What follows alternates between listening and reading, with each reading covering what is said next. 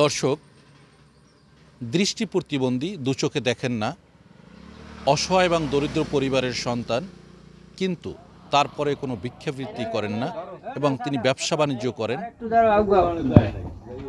নুরুল্লাহ বলছেন যে ইসলাম যেহেতু ভিক্ষাবৃত্তি পছন্দ করেন না, তাই তিনিও ভিক্ষাবৃত্তি পছন্দ করেন না। যত কষ্টই হোক তিনি ব্যবসা করে তার সংসার চালাচ্ছেন এবং এভাবেই তিনি চলছেন।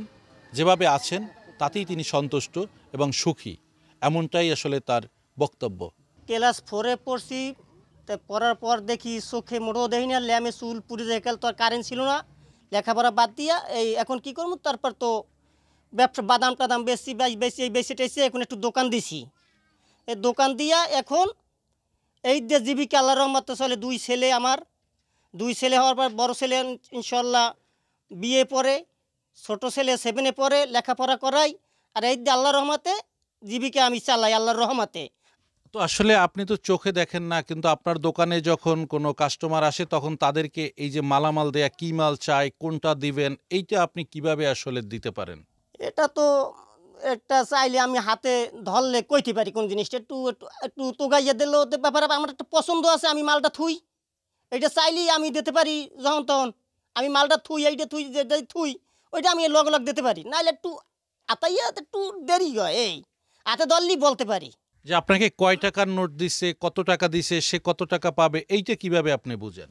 এটা সেটা টাকাটাও আমি হাতের মাপে বলতে পারি। হাতে পছন্দ হয়ে গেছে, তো আমি ব্যবসা বাণিজ্য করছি, তো আরও ব্যবসা বাণিজ্য করতে আমরা টাকাটা হাতে ধরলেই বলতে পারি এটা কয় টাকা। আপনি তো কাউকে দেখেন না, তো আসলে যদি আপনার দোকান থেকে কেউ বাকি নেয় বা কোনো কাস্টমার আসে, তাদেরকে আপনি চিনেন কিনা আসলে? আমি একজন কাস্টমার তো আসলে তাই কণ্ঠে আমি চিনি, তাকে চোখে দৃষ্টিতে দেখি না, তার কথাই আমি পরিচিত। তা টাকা টোকা দিয়ে আমার মনি ওগুলো আবার থাকে খেয়াল শক্তিটা আল্লাহ আমার খুব ভালো দেশে দেখি আল্লাহর রহমতে আমি ওগুলো খেয়াল শক্তি রাখতে পারি। বাইরে এলো আমরা আলিম ওলামা যাই হোক, আমার চাচারা আলিম ওলামারা সবাই আছে, এই জন্য দেখি যদি ভিক্ষা করি এটা মানুষের মন্দ কয়, আমরা ব্যবসা বাণিজ্য করে যদি খাইতে পারি এইটাই আমি বুঝি খুব ভালো। আমরা ছোটোবেলা থেকেই দেখি এই নুরুল্লাহ ভাই মোটামুটি ব্যবসা করে। তো ব্যবসা করলে আমরা যদি যে কোনো একটা বিস্কিট চাই, দোকানের ভিতরে থাকে, কিন্তু উনি হাতের হিসেরা দিয়া আমাদেরকে ওইটাই আনিয়ে দেয়।